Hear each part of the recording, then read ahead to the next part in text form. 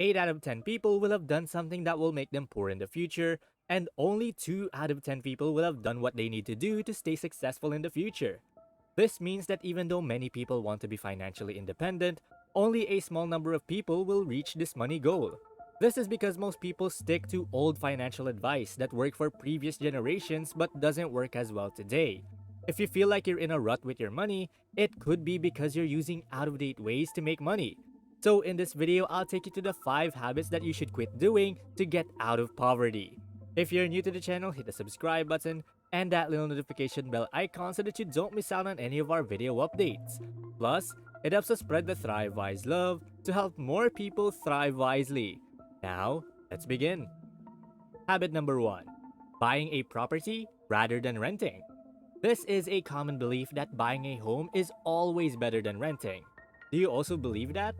Well, this is what has caused the number of homeowners to skyrocket and cause problems in the real estate industry. I mean, buying a home has become more of a trend and is catching on fast.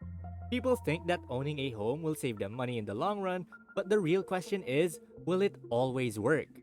Sad to say, my friend, the answer is no, and here's why. Well, not having to pay rent every month sounds great, but most people don't know that owning a home comes with its own problems. From big down payments and high mortgage interest rates to less flexibility at work, buying a home is just not worth it. For instance, buying a house ties you down to one place, usually a neighborhood that you can afford. This means that there aren't many places that you can work and explore. But if you rent, you'll be in a much better position to take risks in your career and work in any city you want. High property taxes and repair costs are also extra costs that come with owning a home. Experts also say that the home maintenance costs range from 1% to 4% of the value of a home each year. And if you're a renter, you don't have to pay any of these things. So, buying a house isn't a good idea for someone who isn't sure about their job or isn't ready to take on a lot of debt and extra home costs. Unless you have multiple sources of income or you're Elon Musk or Mark Zuckerberg. Well, kidding aside, I'm not saying that buying a home doesn't help with your finances in the long run. I'm saying that you should think about your life as it is now before joining the homeowners club. Make sure you've settled in at your job or you've paid all of your college loans, and if you're not, rent a house instead. After all, this will make it easier for you to decide where to live when you need to switch jobs or find a life partner. Also, if you lose your job and can't make your mortgage payments, it can do a lot of damage to your credit score. And we don't want that, don't we? So to be safe, make sure your income is stable enough to cover both the down payment and the monthly mortgage payment. Habit number 2, thinking that you can manage all of your own money. Oh, to be in charge of the money you have. Even though this is good, being too in charge can hurt you in the long run. You might say, why? Nobody knows more about my money than I do. I worked hard to get this, and now I'm going to let other people decide what to do with it? That's unfair. Yes, you're right, but hear me out. Money management is about a lot of different things like saving, investing, paying off debt, and even diversifying your portfolio. Most of the time, you won't be able to figure out the financial world without first-hand skills and experience, which you may not have. Unless you have a lot of experience in the financial markets, it can be hard to handle all of these things well. So you might be better off to hire a financial advisor. The good news is that financial experts have both the skill and experience, which makes them an important part of your journey to building wealth. If someone tells you whether to turn left or right, you won't have to spend as much time and energy learning how to do this on your own. With the right tools and processes, financial advisors can help you get much better returns on your investments. Also, getting help from someone else to manage your money will help you plan better. A wealth manager will help you figure out how much money to invest, when to invest it, and the best way to invest that fits with your financial goals for the future. We all know that the world of investing is not a book that anyone can read. So instead of trying things out, stressing yourself, and seeing what works, why not bring in an expert who can help you streamline your finances in a big way? Most investors fall into the trap of thinking that asking for financial advice is a waste of time and money. But they end up paying their advisors a lot. When it comes to investing, even a small mistake can cost you a lot of money. So it's best not to take chances. Habit number 3, avoiding credit cards. Uh-oh, credit cards. There's no denying that these little plastic rectangles have gotten a bad name over the years. In most households, these innocent financial tools are heavily frowned upon and seen as wealth destroyers, which isn't always the case. The idea that all of your credit cards belong in a deep bottomless pit is old school advice, and not the good kind of old school.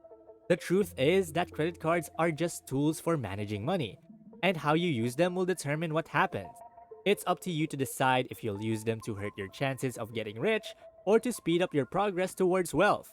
Credit cards can help you on your journey if you use them wisely. Here's an example. If you want to get a mortgage or any type of loan, you need to have a high credit score. And the best way to achieve that is through, yes, credit cards. Here's how they do it. Oops, sorry for this teeny tiny interruption. I promise this will be quick. Since we're halfway done through the video, I would like you to do something for me. Pause this video right now and do me a huge favor by hitting the like button and click subscribe if you are new. If you did, you're awesome, and thank you so much for your support. And going back, where were we? Oh right, how to get that credit score. Lenders will think well of you if you use your credit card more often and pay off your monthly balance on time. This could mean better credit card deals, reduced interest rates, and even lesser transaction fees. If you have trouble sticking to a budget, credit cards can also help you keep track of how much you spend. You could use your monthly credit card bill to keep track of your monthly purchases. When you use cash, you have to rely on your scattered brain to remember your monthly expenses. But when you use a credit card, you get a bill at the end of the month that lists all of your purchases, even the ones you forgot about.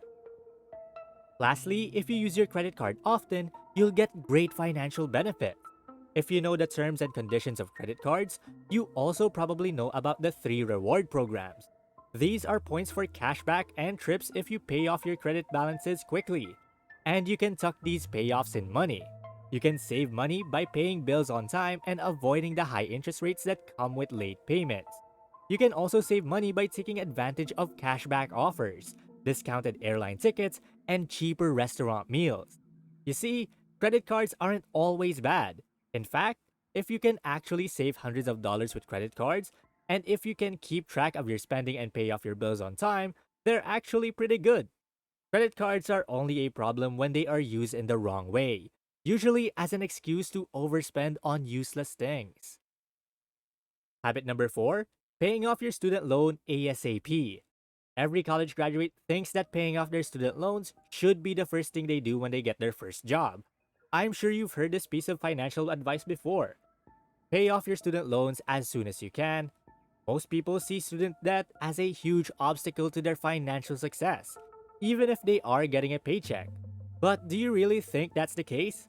Well, not anymore, and here's why. If you just graduated from college, there's a good chance that you don't have much money. You either have a job that doesn't pay much, or you're living on your own, or you're doing both. This is why your living costs are making you feel down. At this point, having an emergency fund is probably a pipe dream, and any financial emergency is likely to wipe you out. Getting in a hurry to pay off your student loan sounds funny if this is how your finances are right now. I believe that you should always have a plan before you do anything. And in this case, part of the plan is to save up money for an emergency that could cost you $1,000. You should save enough for emergencies before tackling your student loan repayment. This way, if an unexpected expense comes up while you're making payments for your student loans, you won't have to worry about having to stop your repayment plan. If your interest rate on your student loans is less than 10%, investing is another good incentive to keep them for a little longer. It makes more sense to invest in something that can generate a profit. Here's a scenario. If you have a student loan with a 5% interest rate and another investment vehicle that may yield 7%, then it is more prudent to invest in the investment vehicle rather than paying off your student loan, right? Also, don't forget that your student loan isn't an asset that makes you money, so you can put it off when greater opportunities come up.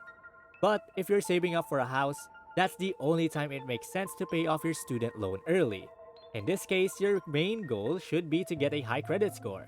Because of this, Paying off your student loan early will help you get a better deal on a mortgage, and you should save, invest, or use your money to pay off your debts with higher interest rates instead. Habit number 5, having only one source of income. A few decades ago, when getting a job was simple, popular, and easy, a monthly salary was a surefire way to get ahead financially.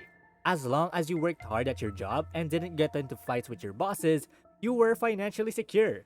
Even if you didn't like your job, it was as easy to find a new one as ordering another full pizza box. Full time work was seen as the holy grail of financial security, and many people swore by a 9 to 5 income. Fast forward to a generation or two later, you'll see that the situation has changed. The traditional 9 to 5 work has gone from hero to zero sum game. The financial stability is no longer guaranteed.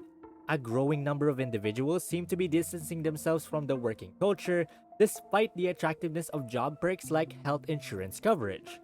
Why do you need to know that? Most employment actually increases economic insecurity rather than decreasing it. For one thing, a job market that is very competitive has made jobs harder and harder to find. More and more people are getting degrees, which used to be a big deal. This gives potential employers too many options, and unemployment is at an all-time high. Second, the rise of technology and automation is putting many manual jobs on the edge of extinction. There is a very good chance that your boss will end your contract and give your job to a robot or a software. If you don't believe me, just ask someone who has lost their job because of a pandemic in the past few years. The truth is that a 9 to 5 job is no longer the holy grail of financial security. Today, the only way to get rich is to stop thinking in terms of a salary and start thinking in terms of different ways to make money. Instead of putting all of your money into your 9 to 5 job, find other ways to make money to add to your income and make it easier to save. Well, that's basically the 5 habits you must quit to get out of poverty. And thank you guys so much for watching today's video. If you enjoyed this, then you will probably learn a lot more from watching this other video. 6 best investments to make now that will change your life. If you click on the screen right now, you can go and watch that. Do you want to learn more about how to thrive wisely? What videos would you want to watch next? Feel free to comment down below. And please don't forget to click the subscribe button to see more videos on how to thrive wisely. Till next time.